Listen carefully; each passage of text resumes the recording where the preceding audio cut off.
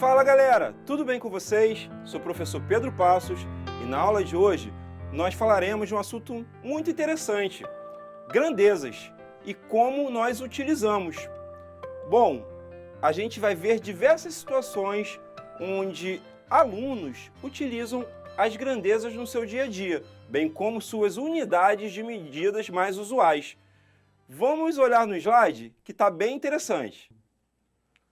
A professora de matemática pediu para que os alunos dissessem uma frase relacionada ao dia a dia que possuísse uma grandeza. Bom, os alunos pensaram e cada um vai falar essa frase. Mas antes, vamos lembrar o que é grandeza? Grandeza é tudo que pode ser medido ou contado. Bom, vamos ver o primeiro aluno. Jorge falou: hoje o médico mediu a altura do meu filho e verificou que ele está com 1,5 m, ou seja, 1,50 metros. Bom, aqui a grandeza que a gente encontra, qual é?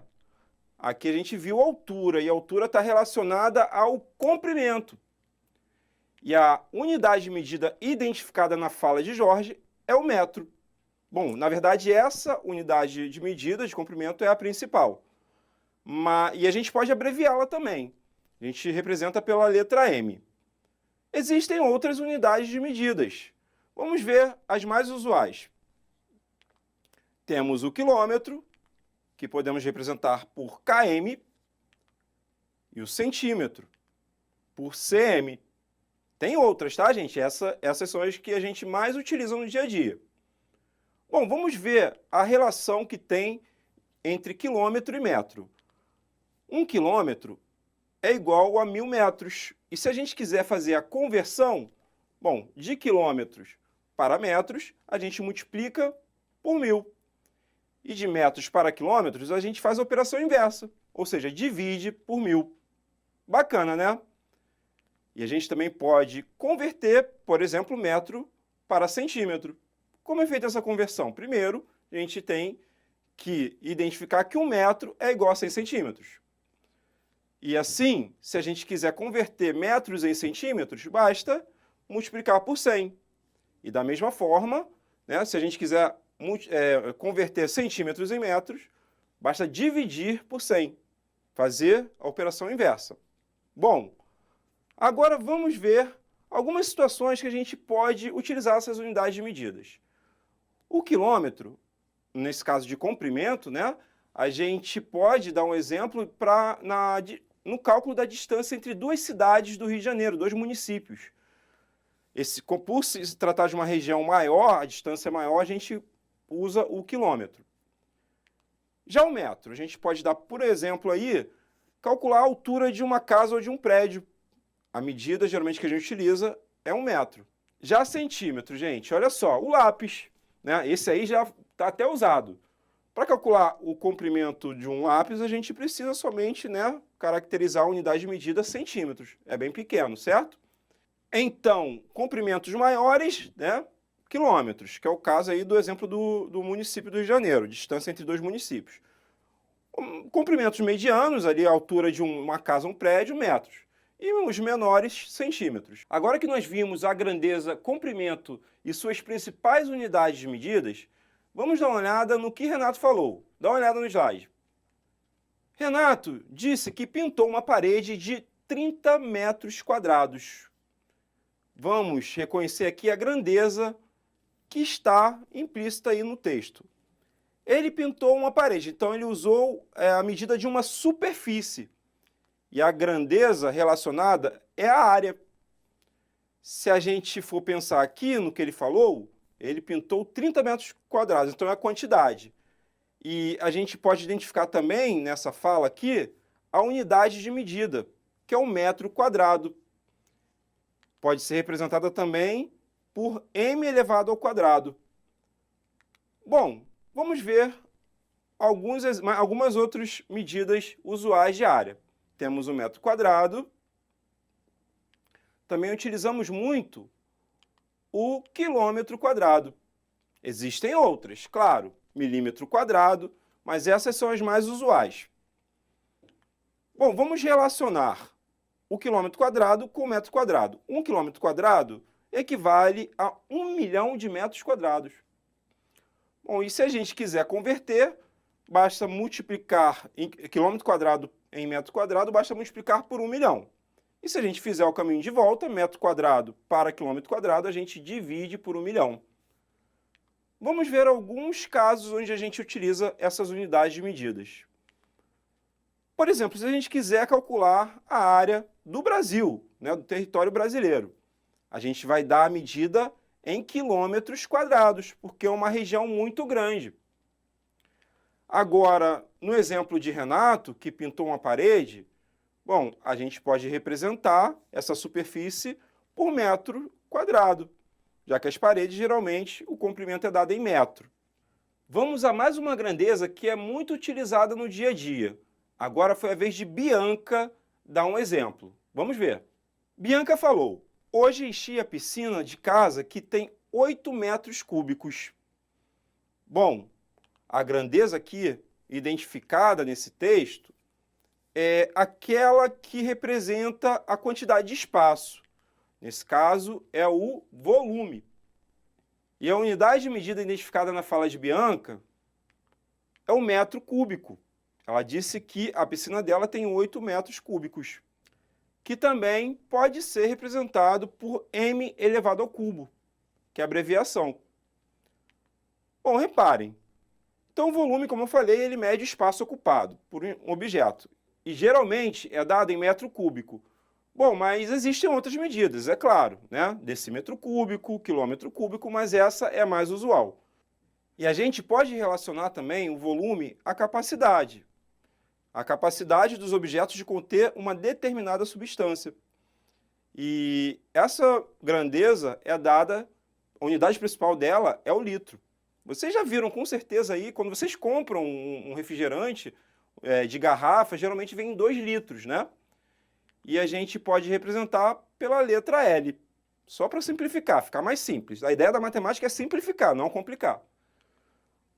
Bom, vamos relacionar então o volume e capacidade. 1 metro cúbico equivale a 1.000 litros. Assim, se a gente quiser converter 1 metro cúbico em litros, a gente multiplica por 1.000. E se a gente quiser fazer a volta, ou seja, converter litro em metro cúbico, a gente divide por 1.000. Vocês lembram da piscina de Bianca? Quantos metros cúbicos ela tinha? Bom, eram 8 metros cúbicos. Então, vamos converter esse volume em capacidade, como a gente viu anteriormente? Basta o quê? Multiplicar por 1.000. Bom, então, multiplicando 8 vezes 1.000, a gente encontra 8.000 litros. Essa é a capacidade da piscina de Bianca. Vamos ver a animação, ela enchendo. Então, aí, ela encheu 8.000 litros. Essa grandeza foi bem bacana, né? Até porque falamos de piscina. E no verão, cá para nós, cai bem, né? Agora vamos ver a grandeza de outra aluna. Ela identificou no dia a dia dela. Tamires falou que foi ao mercado comprar 500 gramas de queijo. Atenção, gente! 500 gramas, não 500 gramas, tá? Porque aqui a gente tem uma grandeza relacionada à massa. Bom, que aí a gente costuma falar peso, mas não é bem peso, tá, gente? É massa. Nesse caso, a unidade de medida identificada no texto é o grama, e não a grama. Como eu falei, o grama é uma unidade de medida. A grama a gente relaciona a gramado, que não tem nada a ver. Bom, nós temos também a representação do grama pela letra G. Vamos ver outras unidades de medidas que a gente costuma usar. A gente usa muito o quilograma, que é o kg, e o miligrama, mg. Vamos relacionar o quilograma com o grama. Bom, 1 quilograma equivale a 1.000 gramas. Se a gente quiser converter quilograma em grama, a gente multiplica por 1.000. E se formos fazer a volta, converter grama em quilograma, a gente divide por 1.000. E se a gente for relacionar o grama com o miligrama, 1 grama equivale a 1.000 miligramas. E se a gente quiser converter grama em miligramas, multiplica por 1.000. E miligrama em grama, a gente divide por 1.000. Bom, vamos ver alguns exemplos onde nós utilizamos essas unidades de medidas. O quilograma, por exemplo, para medir a massa de tamires. Quando a gente fala que vai se pesar, né, a gente está calculando a nossa massa, medindo a nossa massa. Então, a unidade adequada é o quilograma. Agora, para comprar um pedaço de queijo, geralmente, né, a gente não compra tanto, a gente compra em gramas, compra uma medida menor.